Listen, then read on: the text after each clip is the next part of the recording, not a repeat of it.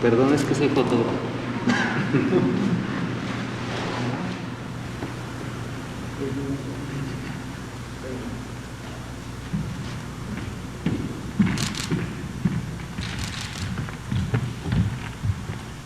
Buenas noches, ¿qué tal?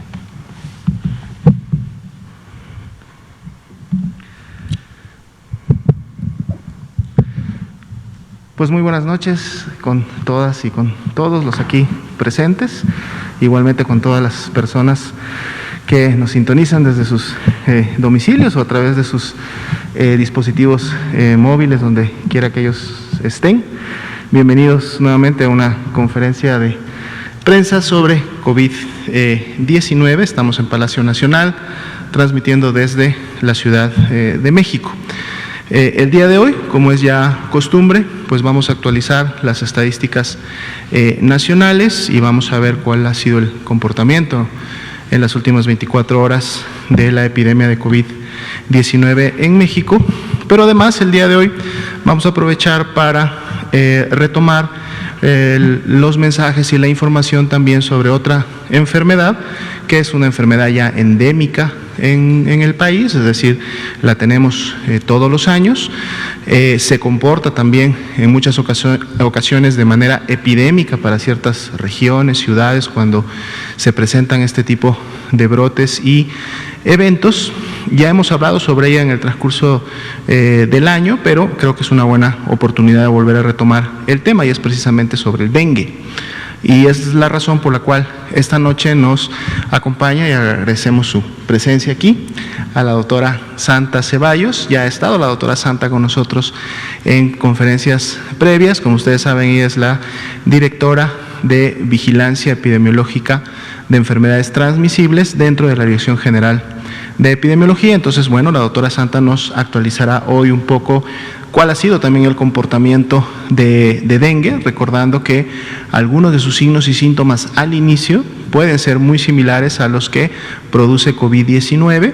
Luego sí viene una diferenciación clara en donde COVID-19 es más, como ya sabemos, una enfermedad respiratoria en sí, y el dengue tiene una afectación un poco más sistémica, pero siempre es un reto al principio, y sobre todo en lugares, en ciudades donde, como dijimos, el dengue ya es endémico, y en la temporada de lluvias, en el verano, produce brotes importantes, pues a veces poder clínicamente al inicio diferenciar entre una enfermedad y la otra, y por lo mismo dar el abordaje clínico adecuado. Pero para eso precisamente la vigilancia epidemiológica y el diagnóstico por laboratorio es el que contribuye a través de los estudios de caso y los diagnósticos confirmatorios para cada una de las enfermedades, a que también se pueda realizar esta diferenciación y por lo tanto el abordaje. Pero la doctora Santa de seguro nos hablará y profundizará mucho más en relación a este tema. Entonces, bueno, vamos a iniciar con el componente de COVID-19 y la actualización para el día de hoy. Estamos en la conferencia vespertina ya número 248, nos estamos acercando a la 250, en el día 161 de esta nueva normalidad. Nueva normalidad, se le ha puesto este nombre a este periodo en el cual estamos viviendo la epidemia de COVID-19 en México, porque precisamente la nueva normalidad significa que debemos de implementar en nuestro día a día nuevos hábitos que nos van a venir a proteger, van a contribuir a protegernos de en su momento poder contagiarnos del virus SARS-CoV-2, y es lo que noche con noche le pedimos a la población, siempre hacer un esfuerzo para poder implementar en el día a día estos hábitos. ¿Cuáles son? Los repetimos para que siempre no haya dudas sobre ellos. El primero y el más importante, el lavado frecuente de manos, con agua y jabón preferentemente. Si no tenemos a la mano un lavabo o el agua o el jabón, pues entonces el alcohol gel con al menos una concentración de un 70% para asegurar una desinfección en manos que nos permite esa protección. Claro que lo ideal es, además de ese lavado de manos o esa higiene de manos, no llevarnos las mismas a la cara, es decir, no tocarnos con las manos la boca, la nariz, los ojos, que son precisamente las vías de entrada hacia nuestro sistema respiratorio de lo que sería el virus SARS-CoV-2. Sin embargo, dado que el principal mecanismo de transmisión del virus es precisamente de una persona enferma a una persona sana, cuando esta persona enferma estornuda, tose, libera gotas a través de sus vías respiratorias, libera gotas donde están presentes los virus. Y lo mejor que podemos hacer para eso es, uno, la sana distancia. Si yo estoy a mínimo 1.5 metros, ideal 2 metros de cualquier otra persona, voy a estar a una distancia que va a impedir que si esa persona tose o estornude, esos virus lleguen a mis vías de entrada y me pueda yo contagiar. Igualmente, si estoy en un área en donde no puedo guardar esa sana distancia o voy a realizar actividades con un conjunto de personas, el uso correcto, adecuado del cubrebocas puede en su momento disminuir y proteger el contagio. Cuando decimos el uso adecuado, precisamente hablamos del cubrebocas que debe de cubrir todas las fosas nasales y la boca, y que debemos de usarlo y mantener una limpieza constante de él, preferentemente diaria, sobre todo cuando lógicamente estamos usando estos cubrebocas que son de tela y que son los que se recomiendan para el ámbito comunitario. Los cubrebocas desechables, como su mismo nombre lo dice, nos sirven solamente para el momento o las horas en que los utilizamos, y una vez que terminamos de hacer la actividad, como su nombre lo dice, deben de ser desechados también de manera adecuada. Entonces, bueno, estas son actividades que debemos de estar implementando en el día a día y van a contribuir entonces a que podamos disminuir de manera colectiva la transmisión y por lo tanto la epidemia en México.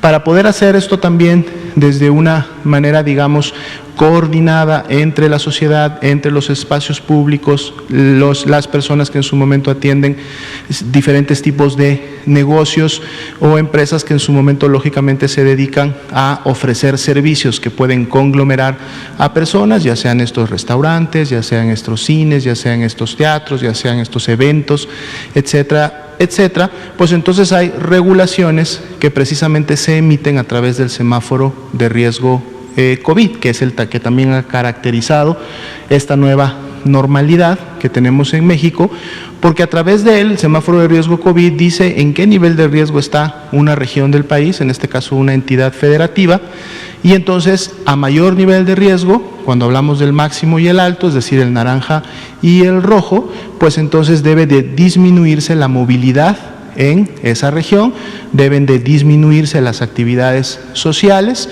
y esto lógicamente para contribuir a también disminuir en su momento el riesgo.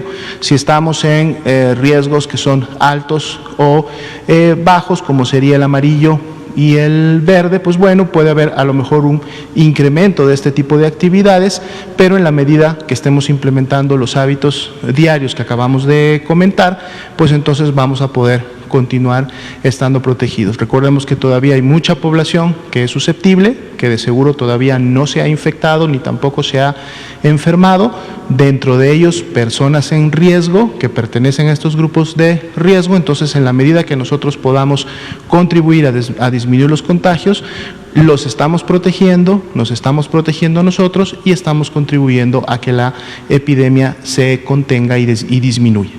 Vamos a ver los números para el día de hoy, si nos comparten la siguiente diapositiva, aquí está. Ya el día de hoy son más de 2,5 millones de personas las que han sido estudiadas, clasificadas como casos sospechosos de COVID-19 y las encontramos precisamente distribuidas por su fecha de inicio de síntomas para cada una de las semanas epidemiológicas en esta gráfica de barras apiladas que vemos en la diapositiva.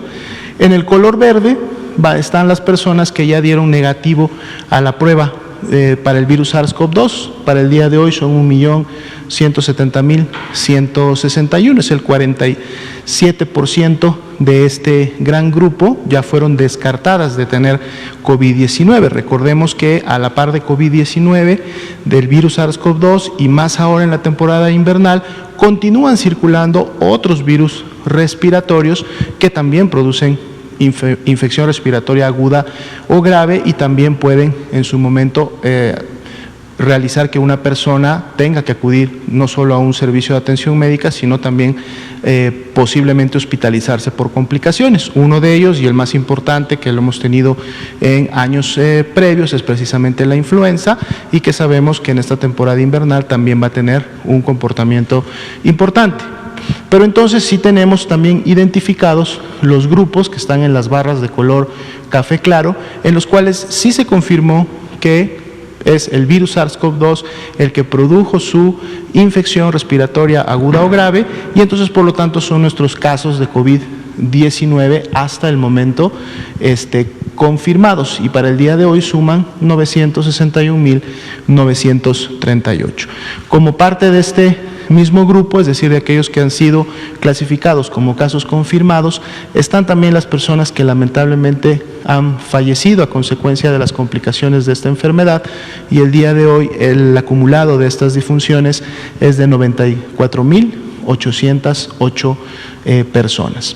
Estamos cerrando la semana, hoy es sábado, 7º día de la semana, estamos cerrando la semana 45. Estamos cerrando la 45, por eso el día de mañana, domingo, empezaremos ya a ver la columna de la semana 44.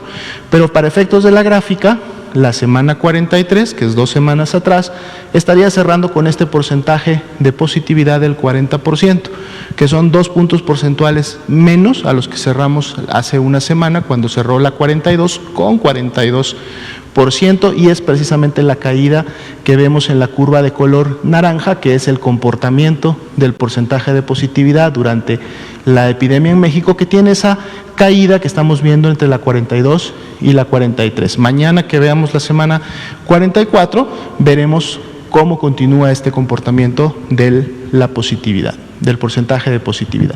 Veamos la siguiente diapositiva. Aquí actualizamos los casos estimados, todos los que ya son confirmados, más una proporción que obtenemos de multiplicar el porcentaje de positividad sobre los casos que todavía no tienen un resultado o están esperando una clasificación.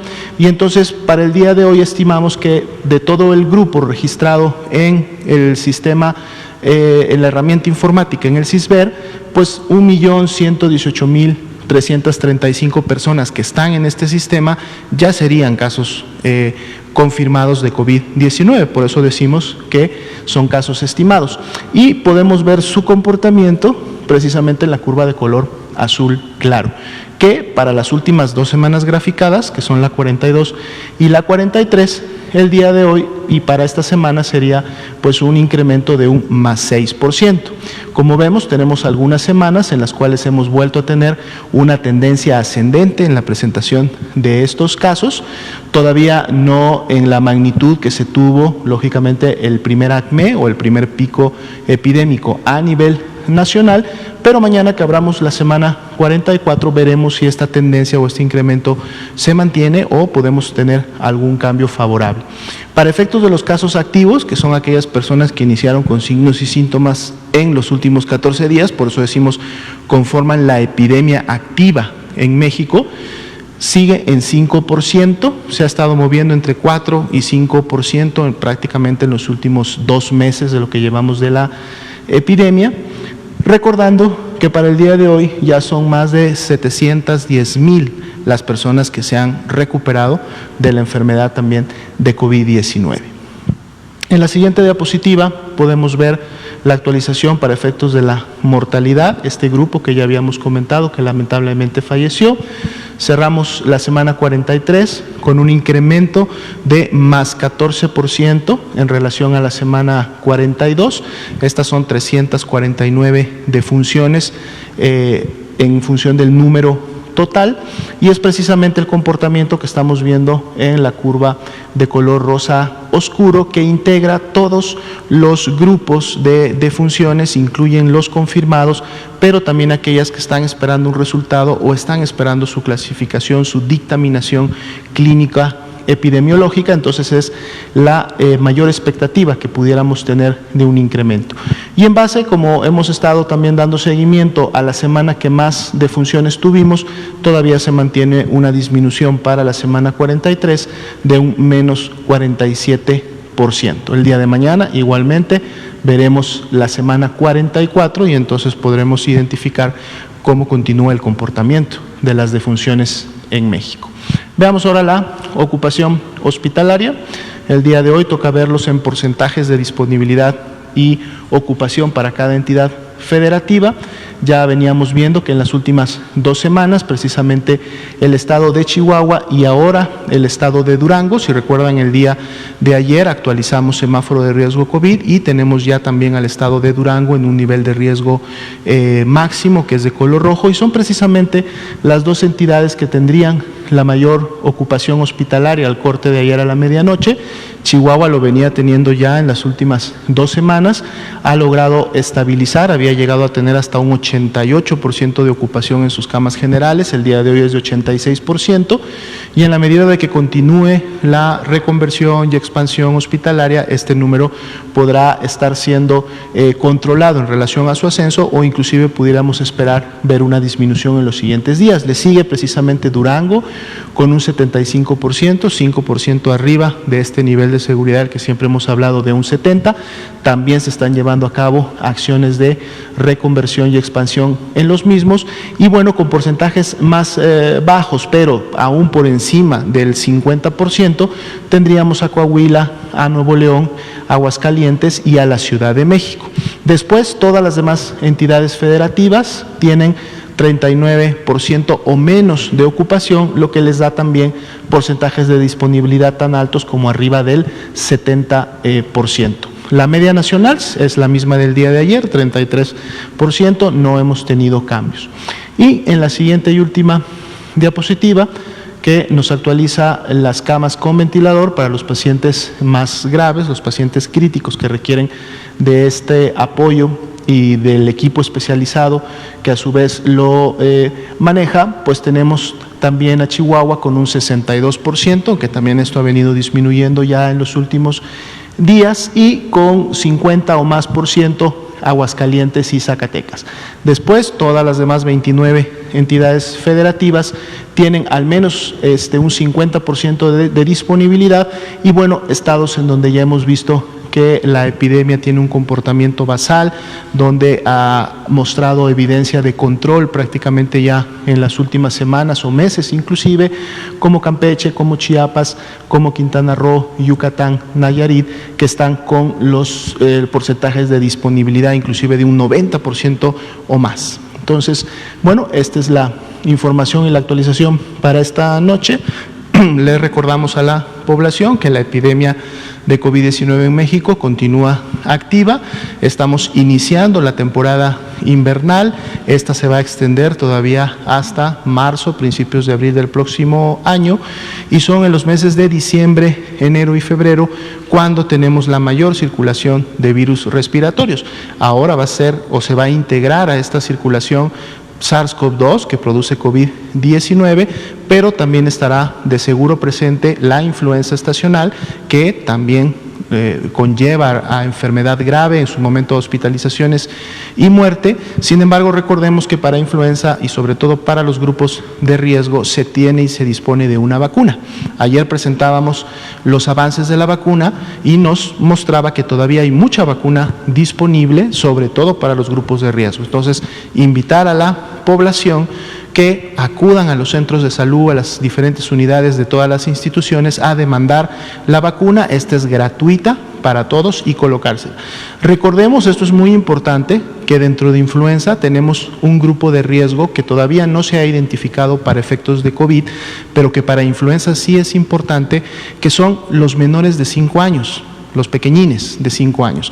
Pero la importancia con ellos es que los pequeñines menores de 5 años no pueden ir solos a solicitar la vacuna. Son sus padres, son sus tutores, son las personas adultas que están a cargo de ellos los que tienen que llevarlos a demandar la vacuna. Entonces no olvidemos a este grupo de pequeños. Un llamado a todos los padres que tienen hijos, hijas menores de 5 años y mayores de 6 meses al menos, por favor no olviden llevarlos a sus centros de salud, unidades más cercanas, y pedir que les coloquen la vacuna, porque también son un grupo de riesgo importante para influenza. Bien, vamos a dar entonces el tiempo a la doctora Ceballos para que nos informe en relación al dengue en México. Gracias.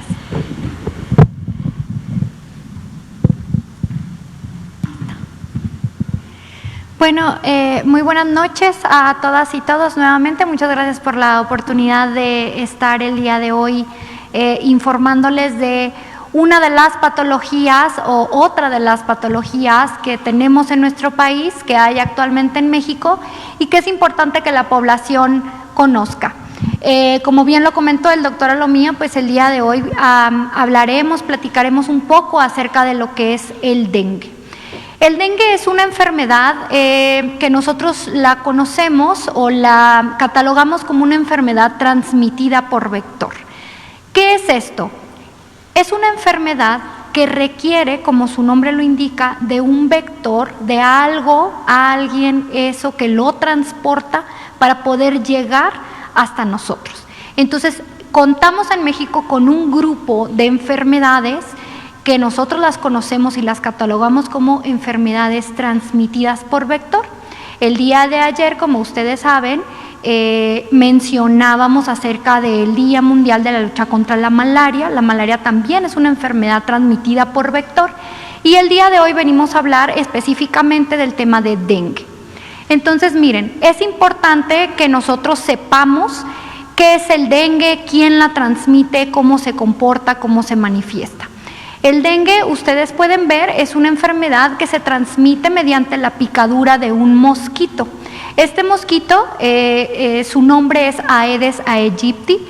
Específicamente, la hembra de este género es quien puede transmitir la enfermedad.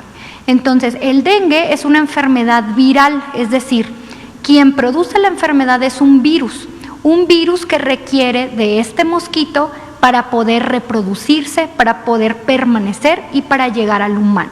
Entonces, es importante que nosotros sepamos que hay enfermedades transmitidas por vector, sin embargo, estas también son causadas por virus, por bacterias, por parásitos, etc. En este caso, el dengue, pues es una enfermedad viral.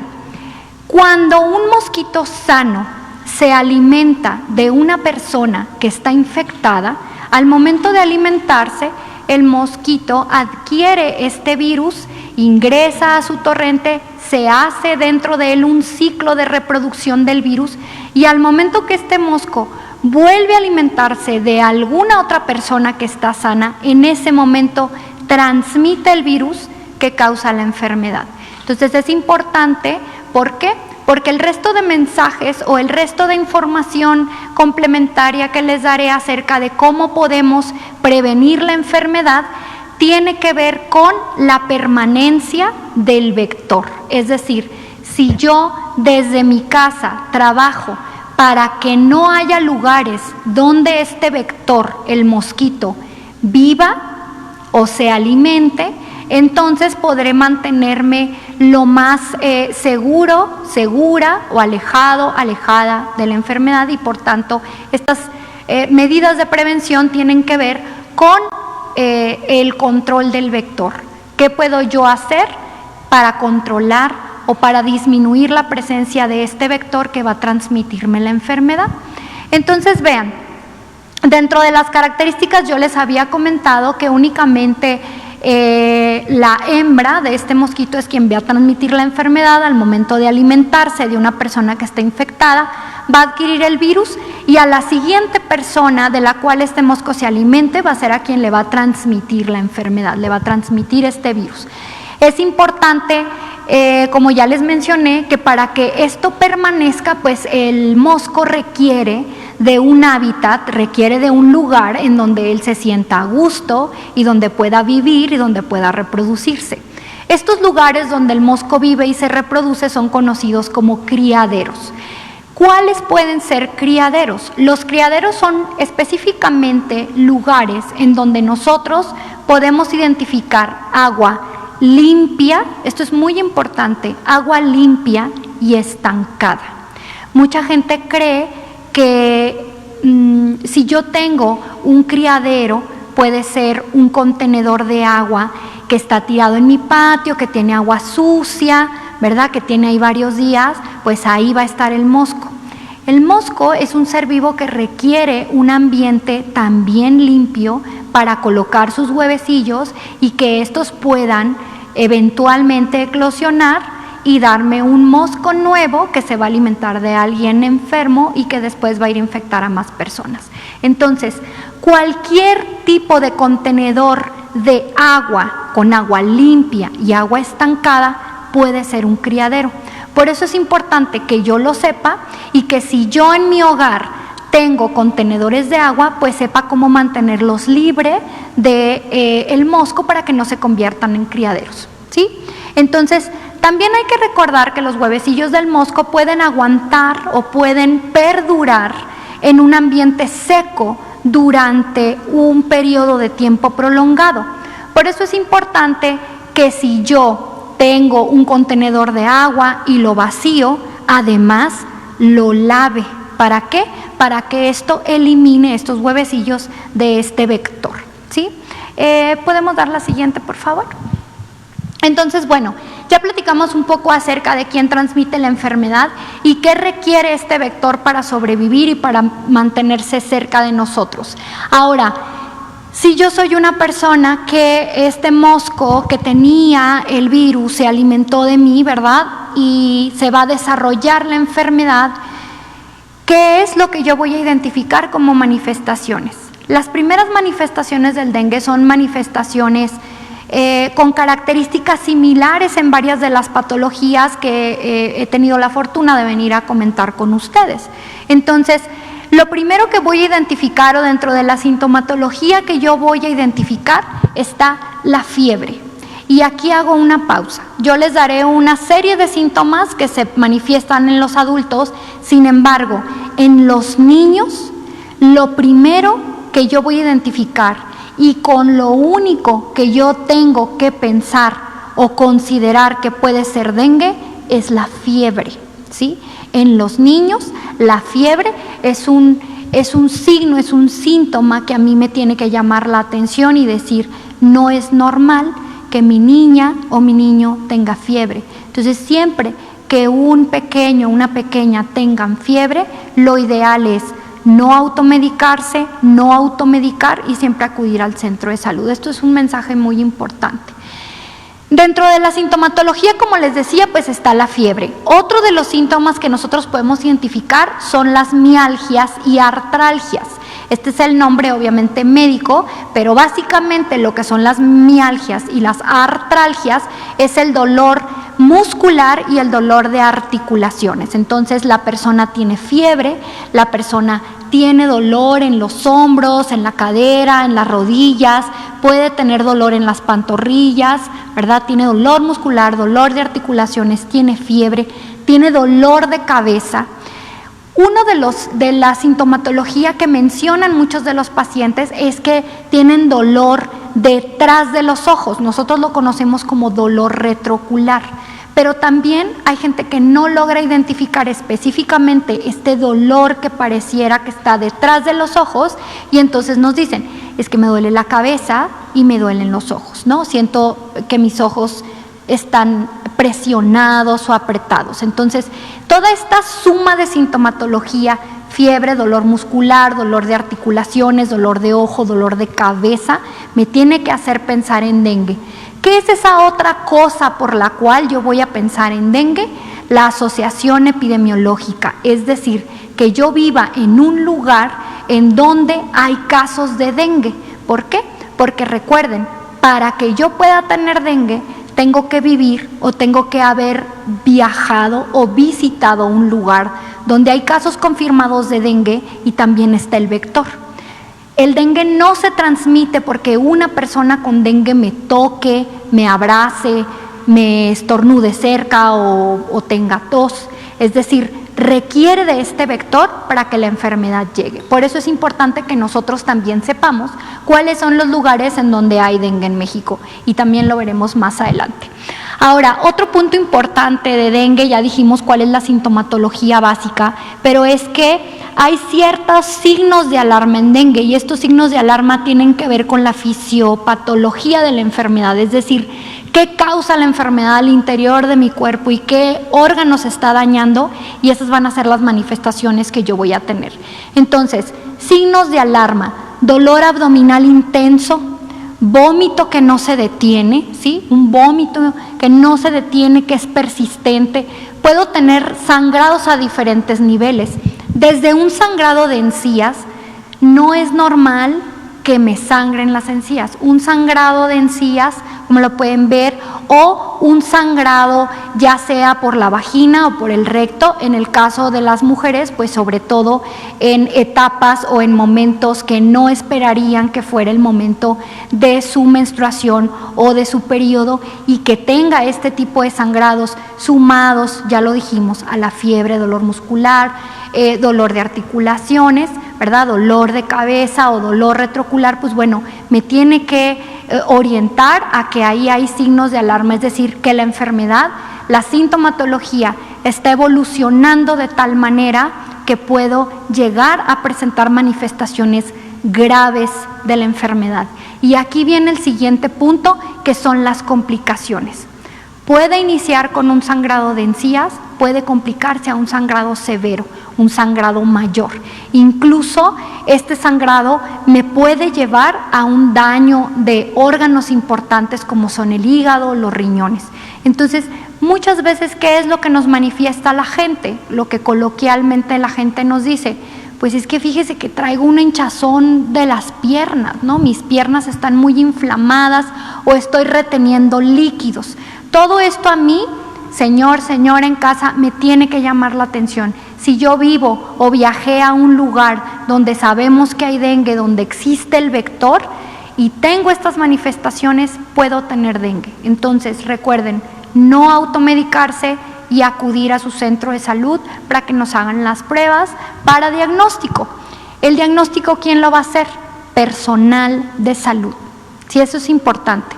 Y todo esto pues requiere que me hagan un interrogatorio y que yo pueda transmitirle al médico, a la médico, qué es lo que siento, qué me pasó, a dónde viajé, cuándo iniciaron mis manifestaciones, para poder llegar a un diagnóstico adecuado. Recordemos entonces, en menores de 5 años, solamente con fiebre, yo tengo que solicitar atención médica, independientemente que sea dengue, que sea sarampión o que sea cualquier otra de las enfermedades que ya hemos venido a comentar con ustedes. Todos y todas estamos en riesgo de enfermar. No hay algo que me proteja, es decir, no es que porque soy mujer no me va a dar dengue, no es porque es hombre no le va a dar dengue, no es porque es un bebé no le va a dar dengue. Entonces recuerden, todas estas enfermedades que nosotros hemos mencionado con ustedes a lo largo de diversas conferencias existen en México, y todos los mexicanos estamos en riesgo si no tenemos las medidas preventivas y también si no sabemos identificar las enfermedades. Entonces, miren, el dengue, ya comentaba el doctor Alomía, que es una enfermedad que tiene muchos años en nuestro país, pero que tiene un comportamiento cíclico. ¿Qué quiere decir este comportamiento cíclico? Habla de que hay años en los cuales la enfermedad nos presenta un mayor número de casos probablemente que en otros. Hay algunos años en donde el número de casos de la enfermedad no es tan grande, sin embargo ustedes pueden ver, aquí les traigo una representación gráfica del año 2000 al año 2020. Y podemos ver cómo durante todos los años nosotros vemos estas barras como en color dorado o color café, no sé cómo las vean ustedes en casa, y luego tenemos otras barras en color amarillo o en color más claro. Si ustedes ven, lo que nosotros evidenciamos es que todos los años hay barras, eso es importante, quiere decir que todos los años tenemos casos de dengue, pero que hay algunos años en específico o en particular donde este número de casos se eleva. ¿Por qué? Por ciertas características que tienen que ver con el vector, que tienen que ver también con características climatológicas del momento que nuestro país o que el mundo está viviendo. Es decir, el vector también requiere de ciertas condiciones climatológicas para poder vivir a gusto, para poder desarrollarse y estar entre nosotros. Al vector le gusta vivir cerca de los humanos porque se alimentan de nosotros. Le gusta vivir cerca de los humanos y le gusta vivir dentro de nuestras casas porque ahí estamos nosotros. Entonces esto es importante que ustedes lo sepan. Todos estos vectores viven alrededor de nuestras casas o dentro de ellas. Por eso es importante también que los conozcamos y que podamos identificarlos. Siguiente, por favor. Entonces, vean, acabamos nosotros de presentarles cómo a través de los años, pues siempre tenemos casos de dengue. Y este año, ¿cómo estamos? Este año nosotros podemos identificar que hay semanas en donde vemos que la curva empieza a aumentar.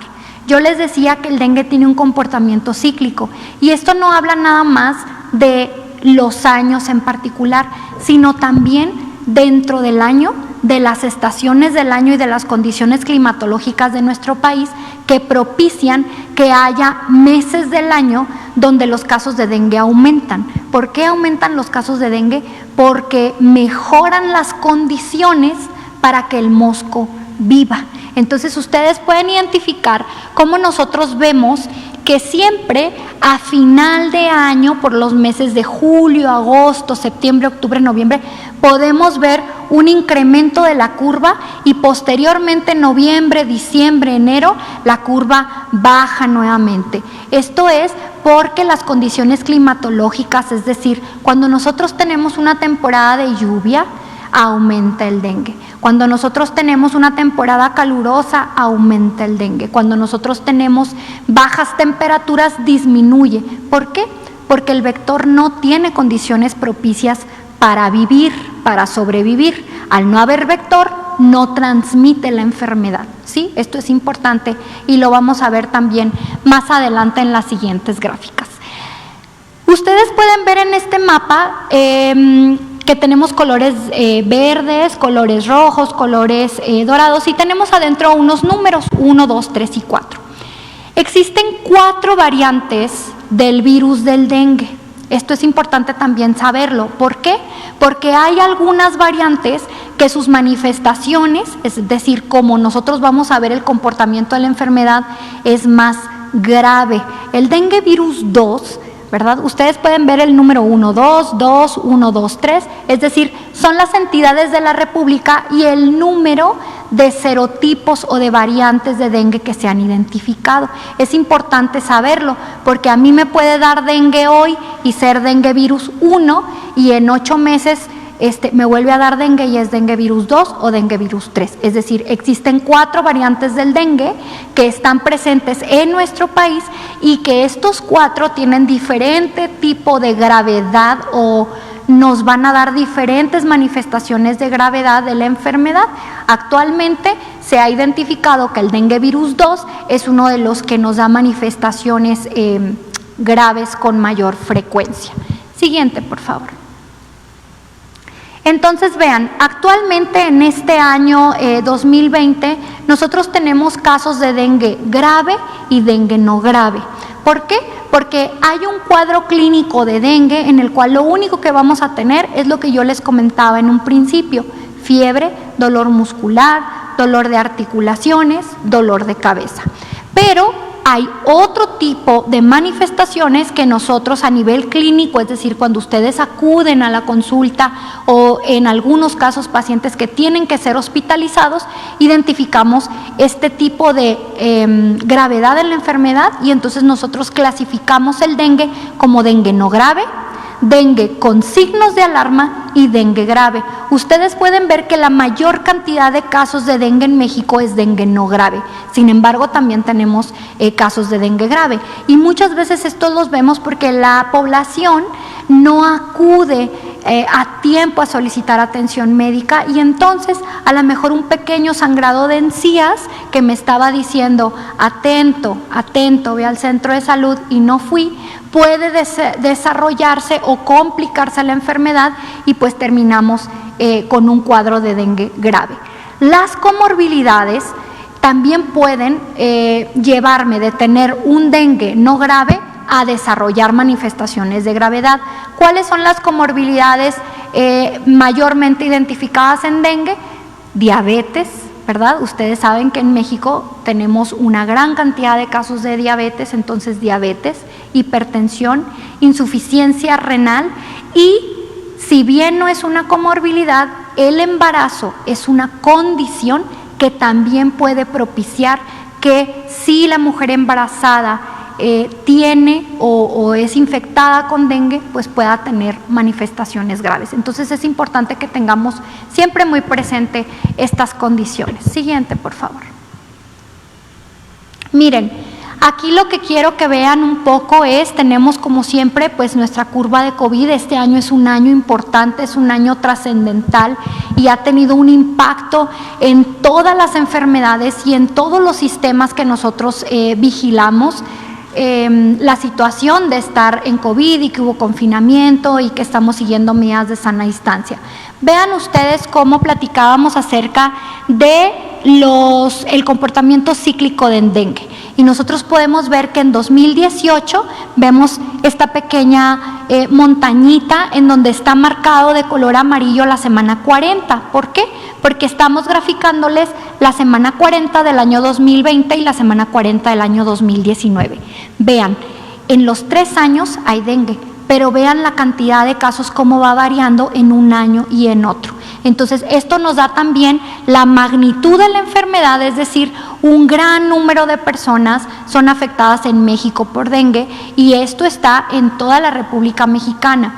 El único estado de la República donde no esperamos o donde no hay transmisión activa de dengue, el único es la Ciudad de México. Y esto tiene que ver con las características climatológicas y la altitud de la Ciudad de México, que no permite, o hasta el momento no se han identificado vectores que tengan el virus. Sin embargo, yo vivo en la Ciudad de México y yo puedo ir a visitar a un familiar a Sonora o yo puedo ir a visitar a un familiar en Veracruz y entonces allá hay vector.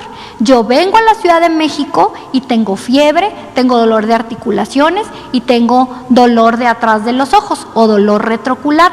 Voy a mi centro de salud aquí en la Ciudad de México y si yo les digo que viajé a una entidad donde sí hay vector, cualquiera que no sea la Ciudad de México, debemos pensar en dengue. Entonces es importante que nosotros también manifestemos que tuvimos un antecedente de viaje, ¿sí? Eso es importante. Siguiente, por favor. Hablábamos un poco de que hay casos no graves y casos graves. En la lámina anterior ustedes pudieron ver que nosotros decíamos que en este año tenemos 50 defunciones de dengue.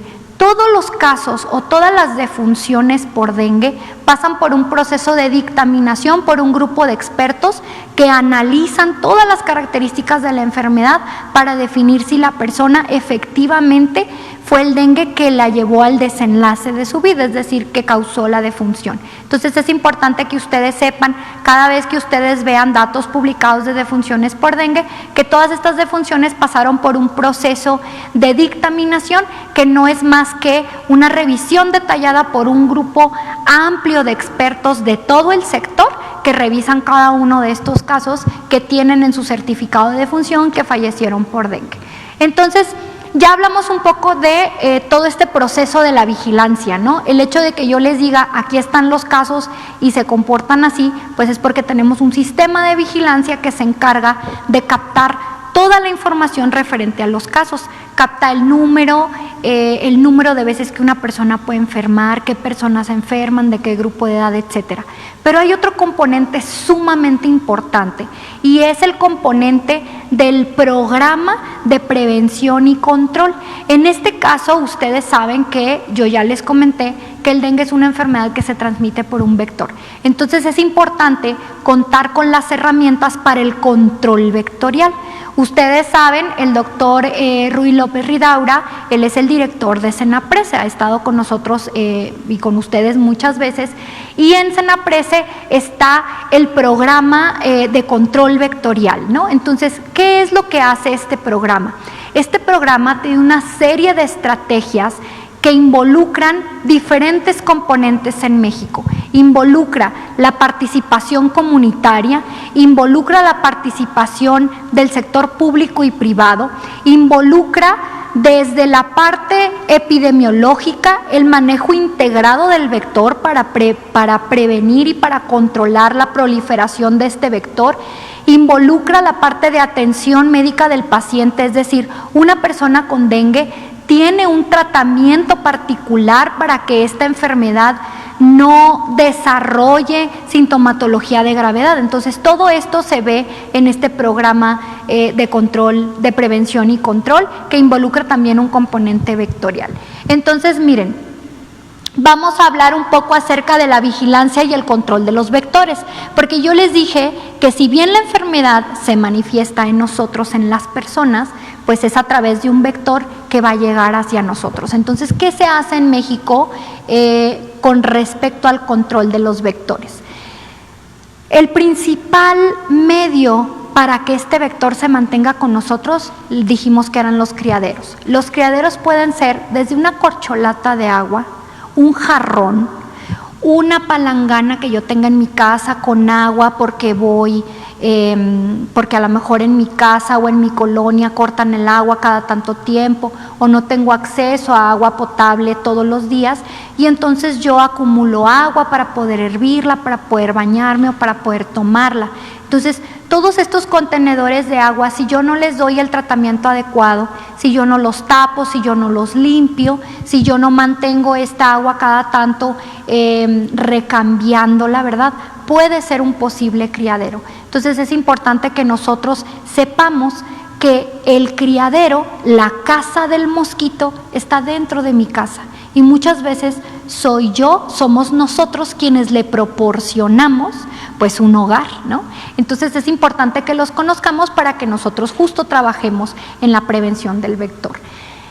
Existen en México lo que nosotros conocemos, y en el mundo, como las ovitrampas. Las ovitrampas son contenedores que maneja el programa, contenedores es una forma coloquial de decirlo, que nos ayudan a nosotros identificar en las casas, en las colonias, en donde hay vector, si este vector pone sus huevecillos, estos huevecillos cuántos son y si estos huevecillos están o no infectados con el virus del dengue. Entonces, eso es importante que ustedes sepan, que se hace una vigilancia y un monitoreo de todos los vectores, es decir, no porque yo veo el mosco, todos los moscos que hay en mi casa tienen el virus. Tal vez no, pero tal vez sí. Entonces existe un programa especial aquí en México que se encarga de hacer toda esa vigilancia y todo ese monitoreo. Se requieren más de 1,300 personas para hacer la labor de la colocación y la lectura de estas llamadas ovitrampas. Es decir, este trabajo se tiene que hacer semana con semana, el colocar una ovitrampa, esperar que el vector coloque sus huevecillos o trate de reproducirse y después hacer la lectura y la destrucción de los huevecillos. Es decir, ese trabajo no se hace solo y es un ejército de personal de salud que se encarga de dar este seguimiento. Ahora, si yo les comenté que los criaderos y que el mosco le gusta estar dentro de nuestra casa o alrededor de nuestra casa, ¿dónde se colocan las ovitrampas? Justo alrededor de nuestra casa, en nuestros patios. Es importante que ustedes lo sepan para que puedan permitir el acceso del personal de salud que realiza estas actividades. Es personal que está debidamente identificado y que también debidamente y correctamente se presentará con cada uno de ustedes a sus casas cuando su casa sea seleccionada para colocar una ovitrampa para monitorizar vectores. Esto es importante que lo sepan porque es una actividad que se realiza por personal de salud. Entonces, nosotros, la comunidad, vamos a controlar y eliminar, ¿verdad?, los criaderos del mosquito, las casas del mosquito, ya sea permitiendo el acceso del personal que realiza las actividades o haciéndolos nosotros mismos, como no teniendo contenedores de agua que estén estancados o con agua estancada por mucho tiempo sin revisarlos, sin lavarlos, sin voltearlos o sin tapa. Esto es importante. Si ustedes pueden ver en las imágenes que vemos en la esquina superior, vemos algunas de las actividades que realiza el personal de programa. Y la última imagen, esta es muy importante, Son camionetas que nosotros conocemos la actividad como nebulización. Esta es una actividad que se realiza también para el control del vector y es importante que ustedes permitan que esta nebulización se realice en sus colonias, porque algunas veces pues la gente está con un poco de desconfianza de qué es lo que está pasando, porque esta camioneta está colocando humo en mis calles o este humo se mete a mi casa. Bueno, es parte de las nebulizaciones y esto ayuda a controlar el vector, pero es importante que ustedes sepan, si no habían tenido la oportunidad de conocer una actividad como esta, pues básicamente es una camioneta que posee un equipo, una maquinaria especial en la parte trasera que pasa a ciertas horas del día, varias veces al día o varias veces por semana y realiza lo que conocemos como nebulización, y eso es parte del control vectorial que se realiza en México. No tiene que ver con alguna otra actividad fuera de normativa, sino que es parte de las acciones integrales que realiza el programa de control vectorial. Siguiente, por favor. Y pues hablando del medio ambiente, el control del dengue va a requerir que nosotros sobre todo trabajemos en que no existan los criaderos. Entonces esto tiene que hablarnos o nos habla de acción comunitaria, de la intercomunicación también con nuestra parte de los municipios, de los gobiernos, para identificar si nosotros, digamos, en algún parque, en algún panteón, en nuestro peridomicilio, es decir, alrededor de nuestra casa, nosotros identificamos que hay actividades que se pueden realizar para disminuir o para eliminar los criaderos, pues tenemos que trabajar todos en conjunto para llegar a ello.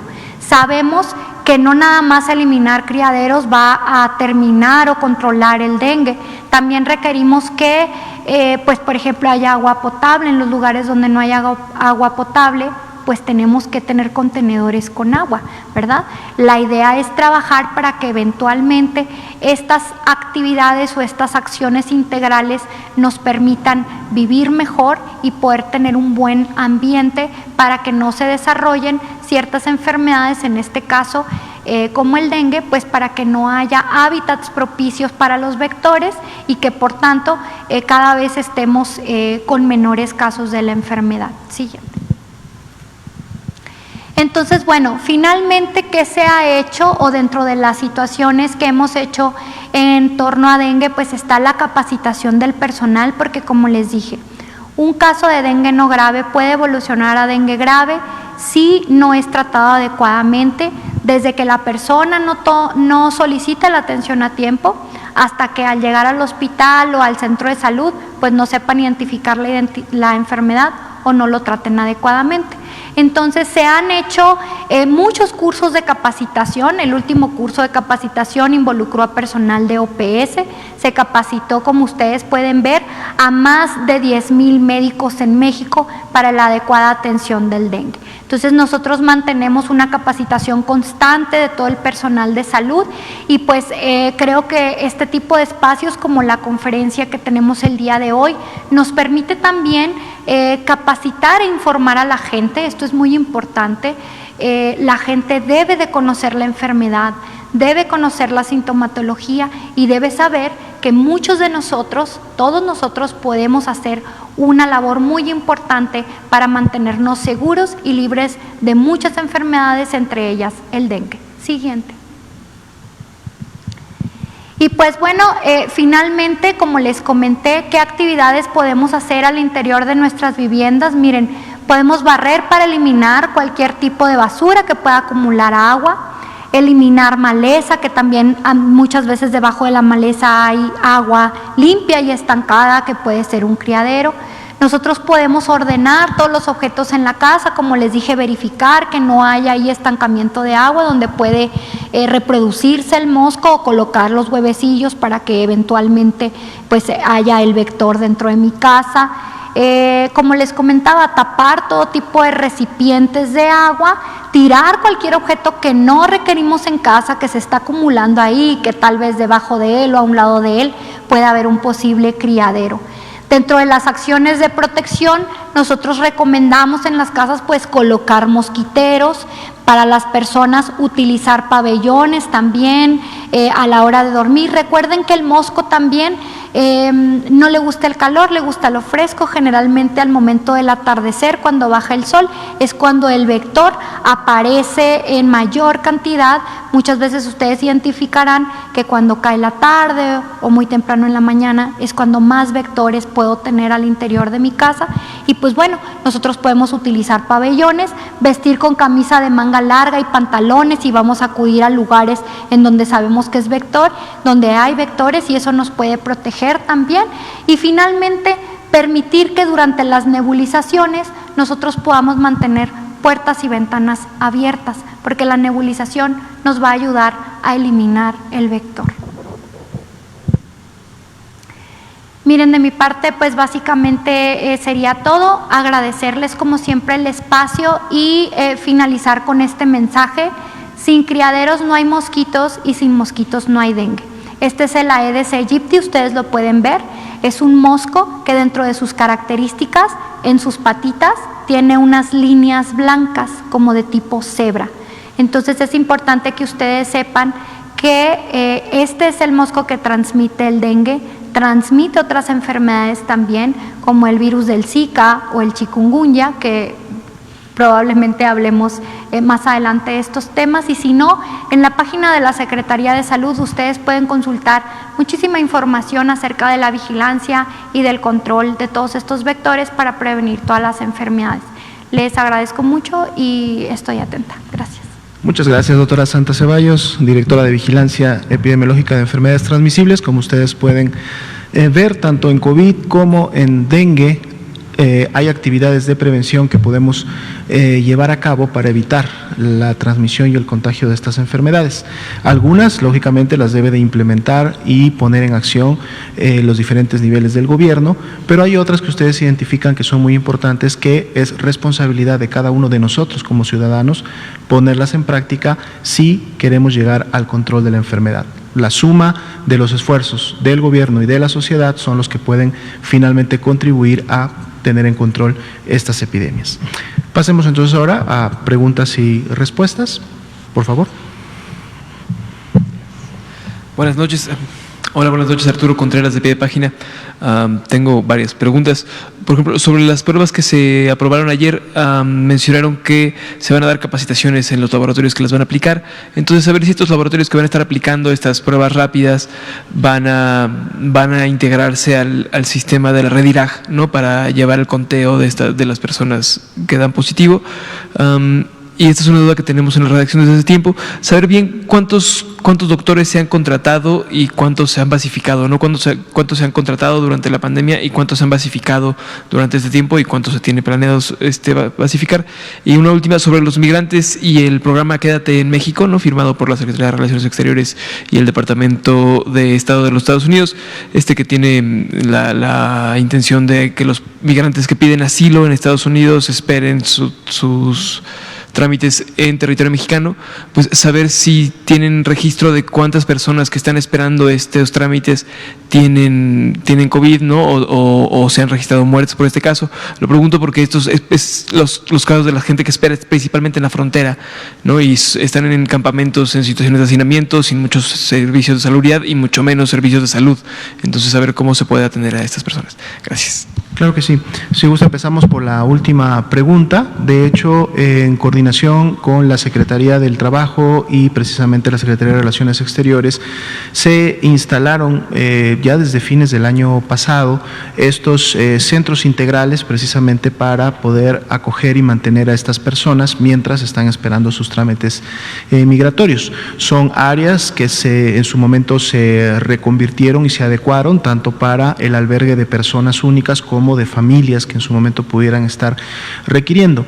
En su momento nos tocó visitar, por ejemplo, el de Tijuana, pero sabemos que también hay otros en Ciudad Juárez y en otras ciudades de la frontera, y la Secretaría de Salud colabora con estas instituciones y con este programa a través precisamente de las jurisdicciones sanitarias, llevando los componentes de consulta médica, todos los programas preventivos, detecciones y todo aquello que en su momento la Secretaría de Salud ofrece en sus unidades o en sus centros centros médicos o unidades familiares. El Instituto Mexicano del Seguro Social también ha contribuido con recursos, tanto de insumos, medicamentos y personal, recurso humano, para este tipo de actividades. La vigilancia epidemiológica, por lo tanto, también se aplica en todos estos centros. La vigilancia epidemiológica, por lo tanto, identifica también a casos sospechosos de COVID y entonces procede a realizar el estudio correspondiente y a clasificarlos. Lo que sí no integra el estudio epidemiológico es el lugar en el cual se encuentran, en este caso, albergados en esta situación de migrante. Es decir, el estudio epidemiológico registra que la persona se identificó como migrante o se identificó como parte de esta población, pero no identifica exactamente el albergue, el lugar con el nombre correspondiente. Entonces, la estadística que nosotros tenemos, al menos a nivel de la Dirección General de Epidemiología, nos ayuda a identificar el 100% de la población migrante que fue o caso sospechoso y que posteriormente se convirtió también en caso confirmado, pero no tenemos en este momento por lo menos una distribución por lugares en donde esto se encuentra.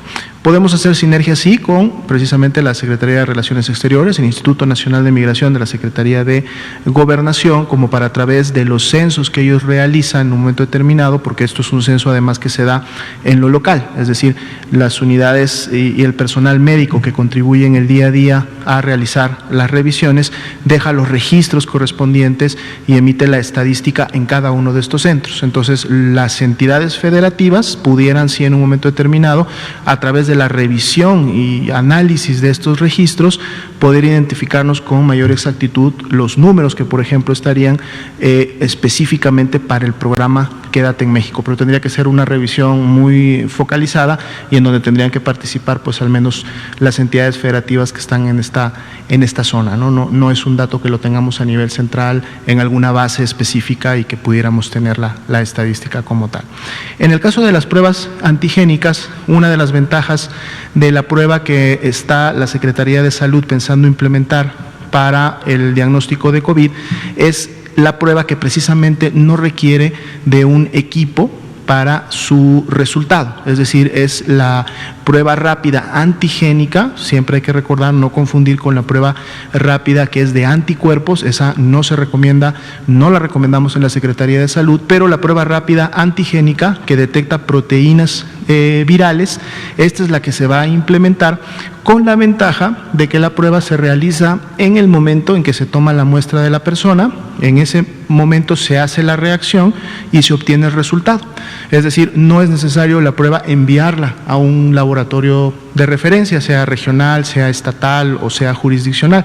La misma persona que ofrece la atención, lógicamente la persona capacitada, y aquí es donde entra el tema de la capacitación, ahí sí el INDRE y la Red Nacional de Laboratorios ofrecerá las capacitaciones a las unidades médicas institucionales que recibirán este tipo de pruebas para que sepan cómo aplicarlas, cómo llevar a cabo la reacción y cómo realizar la lectura, porque es una lectura visual de las pruebas, es digamos algo un poco parecido a las pruebas rápidas de embarazo que se hacen en orina.